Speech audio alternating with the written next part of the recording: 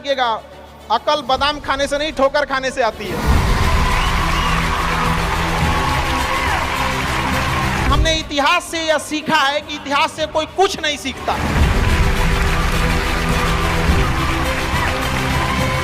भले जेब खाली हो, जेब में गांधी हो या ना हो, दिल में एक आंधी होनी चाहिए। जो बोले हैं, जो ठाने हैं, वो कर लेंगे यहाँ पर।